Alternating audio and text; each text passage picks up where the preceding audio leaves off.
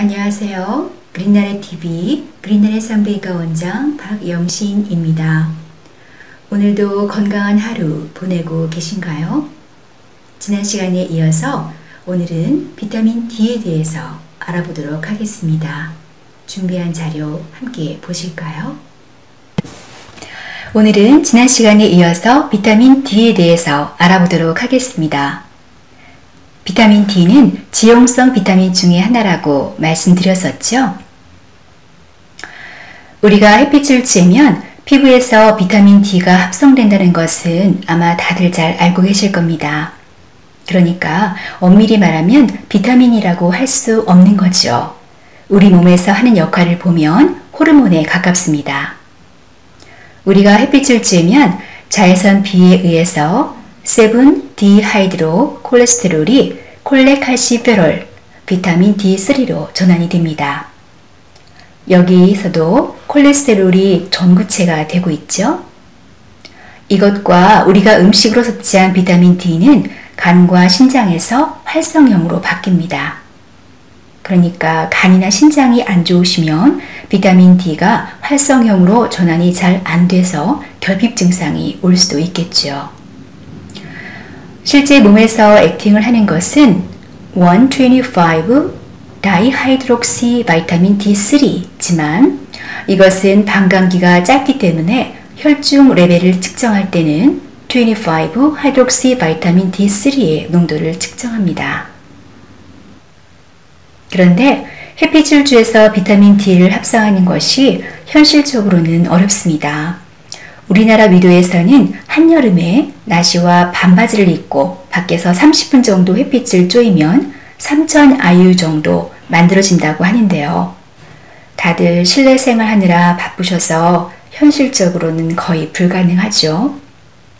또 자외선 쬐면 김이 생긴다고 양산 쓰고 자외선 차단제 열심히 바르고 다니시잖아요. 우리가 비타민 D를 얻을 수 있는 식품은 비타민 A랑 좀 비슷한데요. 지난 시간에 대구 간유 말씀드렸죠. 상어알, 연어 같은 생선, 버섯, 계란 등에서도 얻을 수 있는데 사실 음식 섭취만으로는 부족합니다. 실제 검사를 해보면 결핍이 정말 많으십니다. 비타민 D는 우리 몸에서 어떤 역할을 할까요? 뼈 건강에 중요한 건 다들 잘 아시죠?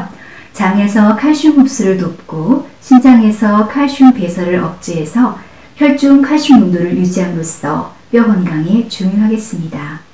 그런데 뼈에만 중요한 것이 아니라 근육 강화에도 중요합니다. 또 면역세포 증식과 림프구를 활성화시켜서 면역력에도 중요하고요. 항암 효과도 있어서 유방암, 결장암, 전립선암의 발생을 줄인다는 많은 연구 결과가 있습니다. 췌장이 인슐린 분비를 촉진하기 때문에 당뇨에도 중요하고요. 신장에서 레닌 합성을 억제해서 고혈압 예방에도 중요하겠습니다. 그래서 비타민 D가 결핍되면 우울증이나 정신분열증이 올 수도 있고 천식, 당뇨, 골다공증, 암, 각종 감염, 자가면역 질환이 올 수도 있고요. 근육도 약해지고 혈압도 올라갈 수 있는 것입니다. 그럼 얼만큼의 양을 복용해야 할까요? 나이마다 RDA가 조금 다른데요. 영아도 하루에 400 IU 정도 복용을 권장하고 있고 70세 이상 어르신들은 좀 더 많이 드시라고 되어 있죠. 임신 시나 수유 시에도 꼭 챙겨 먹어야 하는 영양제입니다. 4000 IU까지도 괜찮다고 다 되어 있죠. 또 결핍이 심하신 분들은 그보다 더 많은 양을 복용해서 수치를 빨리 올리는 것이 필요할 수도 있겠습니다. 이것은 지난번에 보여드렸던 저의 피검사 결과인데요. 비타민 D가 51.7 정도로 잘 나오고 있죠. 이게 제가 하루에 5000 IU 복용하면서 측정한 겁니다. 정상 범위가 30에서 100 나노그램 per 밀리리터로 되어 있는데요. 비타민 D가 우리에게 주는 여러 가지 이로운 효과를 얻으려면 30 간신히 넘기는 정도보다는 저처럼 50 이상 나와주는 게 좋습니다. 그런데 다행히 비타민 D가 결핍인 분도 많지만 영양제로 보충을 하면 또 잘 올라갑니다. 이것은 제가 지금까지 저희 병원에서 약 2년 2개월 동안 비타민 D 검사를 한 것을 통계를 내본 것입니다. 환자 전체 인원수는 259명, 여성이 250명, 남성이 9명. 아무래도 산부인과이다 보니까 여자 환자들이 월등히 많죠. 연령 분포는 16세에서 81세까지였고요. 평균 나이는 38세였습니다. 전체 환자의 비타민 D 평균 농도는 25.8 정도로 정상에 못 미치죠. 남성들의 평균은 34.8, 여성들은 25.5 정도로 남성에서 좀 더 높게 나왔습니다. 또 한 가지 재미있는 걸 발견했는데요. 연령대별로 평균을 내보았는데 여러분 보이시나요? 나이가 어릴수록 수치가 낮죠. 나이가 많을수록 수치가 높게 나오는데 그만큼 건강에 관심을 갖고 영양제를 잘 챙겨 먹기 때문입니다. 수치가 높게 잘 나오시는 분들은 제가 비타민 D를 드시냐고 물어보는데 대부분 다 드신다고 하셔요. 그런데 제가 그 기록을 해놨으면 영양제를 먹는 사람과 안 먹는 사람들 수치를 비교할 수 있었을 텐데 그냥 말로만 물어보고 기록을 남기지 않아서 객관적인 데이터를 제시하지 못해서 좀 아쉽네요.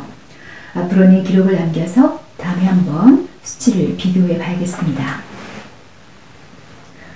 여러분 10대 환자는 5명밖에 없긴 했는데 수치가 13.1로 결핍이 가장 심한 것 보이시죠? 우리 청소년들 영양 결핍이 심각합니다. 아이들이 스스로 영양제 챙겨 먹겠어요?